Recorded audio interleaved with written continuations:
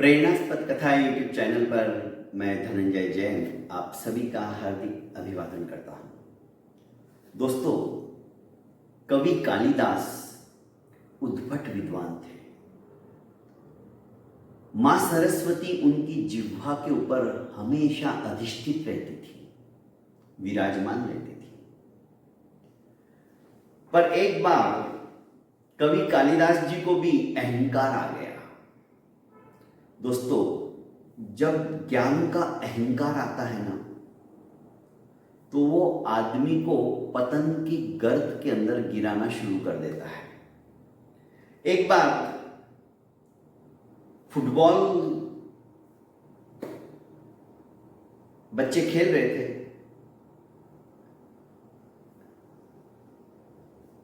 दो पार्टी थी।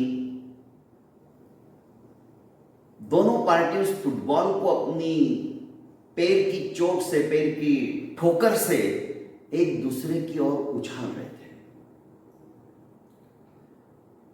एक व्यक्ति ने कहा कि बेचारे इस फुटबॉल ने गुनाह क्या किया, सभी इसको पैर से मार रहे हैं, ठोकरें मार रहे हैं, ऐसा क्यों? दूसरे व्यक्ति ने कहा ये ठोकर तभी तक खा रहा है जब तक कि इसके अंदर गुरूर की हवा भरी है। हवा यदि निकाल दे तो इसके साथ कोई खेलेगा नहीं। गुरूर की हवा ही दर दर की ठोकरें खिलाती है। तो दोस्तों, अहंकार पतन का कारण है। यही बात है कि कालिदास जी को जब अहंकार आ गया तो धीरे धीरे उनका ह्रास होने लगा। पर अहंकारी व्यक्ति अपनी खामियां और कमियां देख नहीं पाता है, उसे दूसरों की कमियां और खामियां दिखती हैं। एक बार मध्याह्न का समय, गर्मी के दिन थे। कालिदास जी एक जगह से दूसरी जगह जा रहे थे। रास्ते में जंगल था। भयंकर प्यास लगी। प्यास से उनका कंठ सूखने सा लगा। दूर दूर तक कोई तालाब नहीं, झोपड़ी तक नजर नहीं आ रही थी। मूर्छा सी आने लगी। अचानक देखा उन्होंने एक कुएं के ऊपर एक महिला पानी खींचकर अपना घड़ा भर रही थी। कालिदास जी जैसे तैसे उसके पास पहुंचते हैं और हाथ जोड़कर कहते हैं कि माते, थोड़ा सा पानी पिला दो, बड़ा पुण्य मिलेगा, मैं बहुत प्यासा हूं। उस स्त्री ने कहा कि मैं आपको नहीं जानती, कृपया आप अपना परिचय दीजिए, उसके पश्चात मैं आपको पानी पिला दूंगी। कालिदास जी सोचने लगे कि मुझे पानी की प्यास लगी और ये मेरा परिचय जानना चाहती है। फिर भी टालने के लिए उसने कहा कि माते, मैं पथिक हूं। स्त्री ने कहा नहीं, आप झूठ बोलते हो, आप पथिक कैसे क्या हो सकते हो? पथिक तो सिर्फ दो ही है, एक सूर्य और दूसरा चंद्रमा। वे सतत निरंतर चलते रहते हैं, अथक, बिना रुके। इन दोनों में से तुम कौन हो? ना तो तुम सूर्य नजर आते हो, ना तुम चंद्र नजर आते हो। मेरे से झूठ मत बोलो, सच बताओ, आप हो कौन? कालिदास सोचने लगा, ये तो अत्यंत बुद्धिमान औरत है, मेरी ही परीक्षा लेने लगी। टालने के लिए कालिदास जी ने कहा कि मैं मेहमान हूं। स्त्री ने परत कहा, नहीं, आप झूठ बोल रहे हो, आप मेहमान नहीं हो सकते हो। इस संसार में मेहमान सिर्फ दो ही है, एक धन और दूसरा यौवन।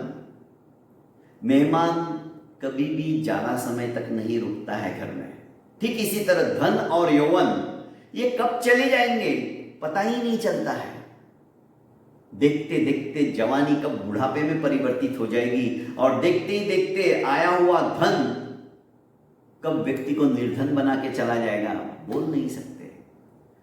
तो मेहमान दो ही है और तुम इन दोनों में से कोई नहीं हो, तो तुम हो कौन?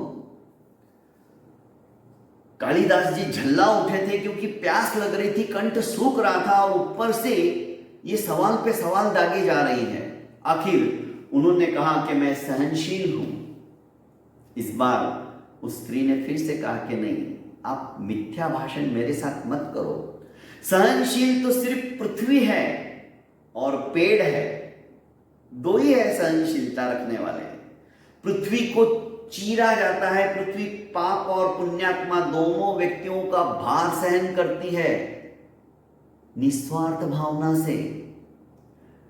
कृषक उसके ऊपर खनता है, चीरता है उसको, तो भी वो उन्हीं मनुष्यों को खाने के लिए अनाज देती है। वृक्ष उसके ऊपर पत्थर भी मार के फेंका तो भी वो फल देता है। सहनशील तो ये दो ही है, फिर तुम कौन हो? आखिर परेशान हो गए थे, गुस्से में थोड़ा बोले कि मैं हट्टी हूं, जिद्दी हूं। उस स्त्री ने हंसते हुए कहा कि नहीं, आप फिर से मृषावचन बोल रहे हो। हट्टी और जिद्दी तो नख और केश, ये दो ही है संसार में। कितना भी इनको काटो ये फिर से उगाते हैं, फिर से बढ़ जाते हैं। एक नंबर के जिद्दी है, आप तो ऐसे नहीं हो सकते। आखिर कालिदास जी मूर्छित हो गए क्योंकि उनकी इतनी ताकत नहीं थी कि अब उनके सवालों का जवाब दे। स्नेहपूर्ण हाथ उनके मस्तिष्क के ऊपर फेरते हुए, उठो वत्स उठो। जैसे ही कानों के अंदर आवाज गुंजरित हुई, कालिदास उठ बैठे और साक्षात मां सरस्वती को अपने सामने पाया। नतमस्तक हो गए कि मां तुम? हां वत्स, तुमने शिक्षा से जो ज्ञान अर्जित किया और उससे जो तुम्हें मान सम्मान की उपलब्धि प्राप्त हुई, उसी को तुमने सब कुछ समझ लिया। अहंकार को स्थान देने लगे तुम। वत्स, ज्ञान तो अहंकार का विनाश करने के लिए होता है। विनम्रता आती है, विद्या विनयन शोभते। विद्या से यदि विनम्रता नहीं आकर अहंकार आता है तो ज्ञान किस काम का? तुम अपने आप को पहचानो।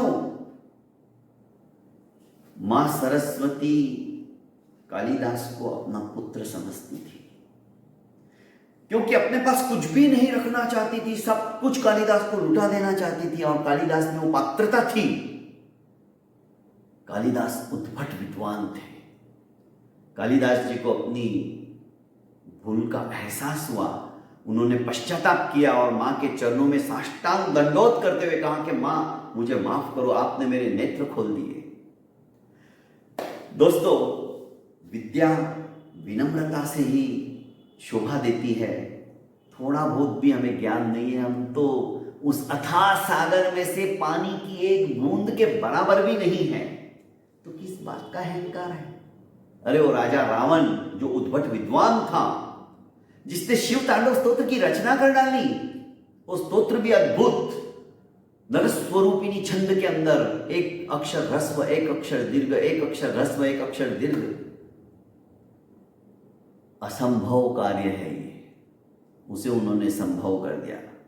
सूर्य और चंद्रमा उनके बिस्तर के पाए पे बंधे रहते थे।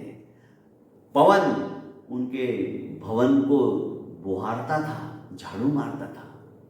ऐसा वैभवशाली रावण भी, उसका भी अहंकार नहीं टिका। दोस्तों, हम किस बात का अहंकार कर रहे हैं? क्या है? किसी को अपने रूप का अहंकार होता है, किसी को अपने बल का अहंकार होता है, किसी को अपने धन का अहंकार होता है, किसी को अपने ज्ञान का अहंकार होता है। दोस्तों, अहंकार अहंकार ही है, उसे भीतर में पनपने मत दो। यदि अहंकार आ गया जीवन के अंदर तो हमारा सर्वनाश सुनिश्चित है। बहुत बहुत धन्यवाद दोस्तों। मेरे इस YouTube चैनल को आपने अभी तक लाइक एवं सब्सक्राइब नहीं किया तो कर लीजिए, क्योंकि छोटी सी कहानी डीजे की जुबानी आपको प्रतिदिन एक अच्छी अच्छी कहानी सुनने को मैं मेरे इस यूट्यूब चैनल के ऊपर अपलोड करते जाऊंगा। आपका आशीर्वाद ऐसा ही बना रहे और कम से कम 5 लोगों को तो भी आप इस लिंक को फॉरवर्ड करते चले जाइए। क्या पता कौन सी कहानी सुनकर किसके जीवन के अंदर परिवर्तन आ जाए और उसका पुण्य फल आपको प्राप्त हो। बहुत बहुत धन्यवाद।